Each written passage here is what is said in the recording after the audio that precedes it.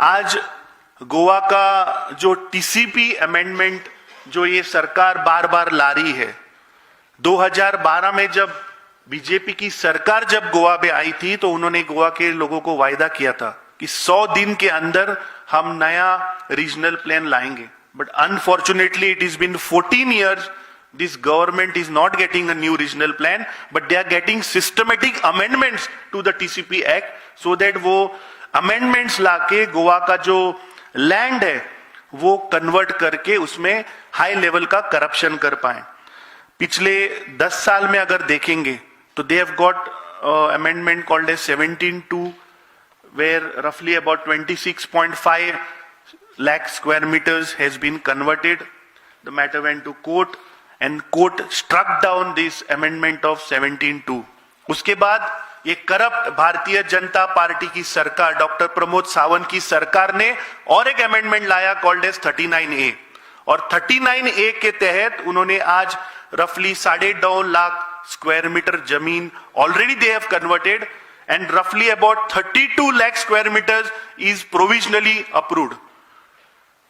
That amendment is still challenged in the court, and I'm sure that court will also struck down this second amendment. But the problem is we have to understand कि ये amendment के तहत ये कौन सी जमीनें convert करते हैं.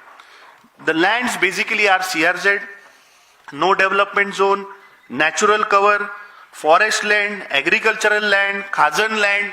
So all the lands which we need to protect, which will protect the identity of Goa, this corrupt BJP government is just about to sell the land of Goa. और roughly अगर हम आंकड़ा अगर देखेंगे, जो ये इन्होंने करीबन 68 लाख स्क्वायर मीटर्स जगह जो इलीगली गेटिंग दिस अमेंडमेंट जो कन्वर्ट की है, उसका रफली आंकड़ा 3,500 करोड़ रुपए का ये स्कैम है.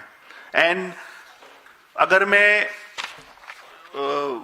पिछला जो सीएजी का फाइंडिंग था, this we are not saying, but CAG findings के तहत जून में जो उनका आंकड़ा आया था, they said that the TCP government granted 10.7 lakh square metres were in 2,147 crores the state government lost as revenue. So one side they are selling lands, doing corruption, and the other side the state is losing on revenue. I think this bill, what we have introduced, I think this will protect the identity of Goa. This will protect the destruction which is happening in the state of Goa. जो Congress party हमेशा जो हम बोलते हैं वो हम करके दिखाते हैं. आपने वीडियो देखा, 12 साल पहले मोदी जी ने बोला था कि वो बिल ये लाएंगे, स्पेशल स्टेटस गोवा को देंगे.